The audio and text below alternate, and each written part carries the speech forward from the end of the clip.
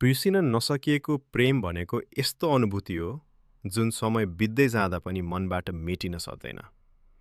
यो केवल एक सम्बन्धको अन्त्यपछि बाँकी रहने सम्झना मात्र होइन, बरु जीवनको एउटा गहिरो अध्याय हो जसले मानिसको भावना, सोच र व्यवहारलाई लामो समयसम्म प्रभाव पारिरहन्छ।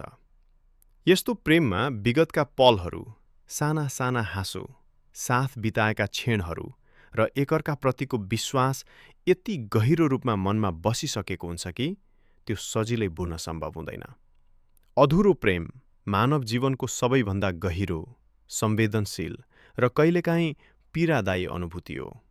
यो त्यस्तो भावना हो जसले मानिसलाई एकैचोटि खुसी र दुःख दुवैको स्वाद चखाउँछ। पूर्ण रूपमा प्राप्त नभएको, समय वा परिस्थितिले टुक्र्याएको प्रेमलाई अधुरो प्रेम भनिन्छ। यस्तो प्रेममा मिठास त हुन्छ, तर त्यससँगै एक प्रकारको खालीपन र अपुरो चाहना पनि जोडिएको हुन्छ। प्रेम आफैमा सुन्दर अनुभूति हो। जब कसैले कसैलाई मन पराउँछ, उसको सानो मुस्कानदेखि लिएर सामान्य व्यवहारसम्म सबै कुराले मनलाई छुन थाल्छ। जीवनमा नयाँ रङहरू थपिन्छन्, सपना देख्न मन लाग्छ र भविष्यका कल्पनाहरू बुन्न थालिन्छ। तर जब त्यो प्रेम कुनै कारणले पूरा हुन सक्दैन, त्यही सुन्दर अनुभूति पीडामा परिणत हुन्छ। यही अवस्था नै अधुरो प्रेमको सुरुवात हो। अधुरो प्रेमका धेरै कारण हुन सक्छन्। कहिलेकाहीँ समाजका बन्धनहरू, पारिवारिक दबाव, आर्थिक अवस्था, जात-जाति वा धर्मका भिन्नताहरूले प्रेमलाई अन्तिम गन्तव्यसम्म पुग्न दिँदैनन्।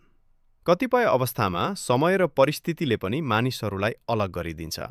दुईजनाले एकअर्कालाई मन पराउँछन्, तर सही समयमा आफ्नो भावना व्यक्त गर्न नसक्दा त्यो प्रेम मनभित्रै सीमित रहन्छ।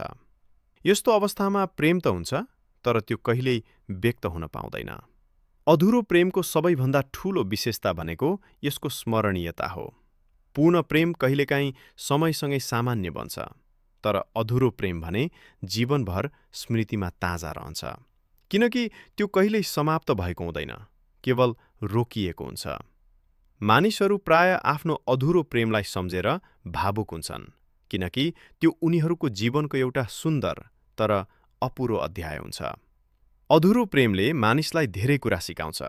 यसले धैर्यता, सहनशीलता र आत्मचिन्तनको महत्त्व बुझाउँछ।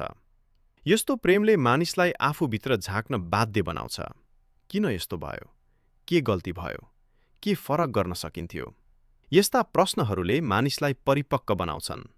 अधुरो प्रेमले सिकाउने पाठहरू कहिलेकाहीँ जीवनभर उपयोगी हुन्छन्, तर अधुरो प्रेम सधैँ नकारात्मक मात्र हुँदैन। यसमा पनि एउटा सुन्दर पक्ष हुन्छ।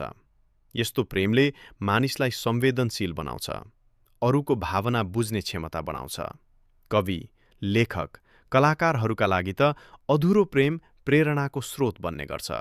धेरै साहित्य, गीत, कविता र कथा अधुरो प्रेमकै भावनाबाट जन्मिएका हुन्छन्। पीडालाई शब्दमा ढाल्दा त्यो कला बन्छ र यही अधुरो प्रेमले सृजनात्मकता जन्माउँछ।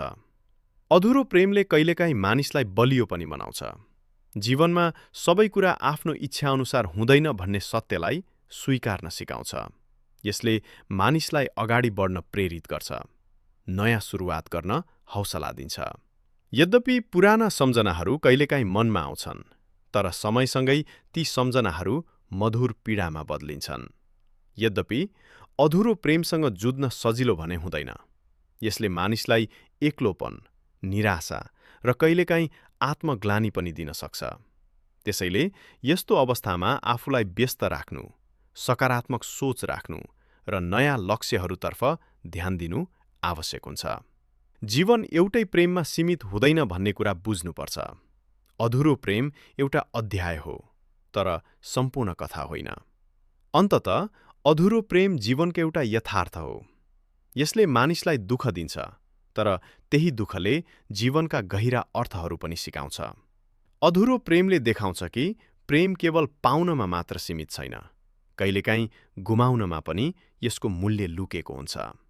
साँचो प्रेम भनेको केवल सँगै हुनु मात्र होइन, कहिलेकाहीँ टाढा भएर पनि एकअर्काको सुखको कामना गर्नु हो। यसैले अधुरो प्रेमलाई केवल पीडाको रूपमा मात्र हेर्नु हुँदैन। यो एउटा अनुभव हो जसले जीवनलाई अझ गहिरो र अर्थपूर्ण बनाउँछ। समयसँगै घाउहरू निको हुन्छन्, तर सम्झनाहरू बाँकी रहन्छन्। ती सम्झनाहरूले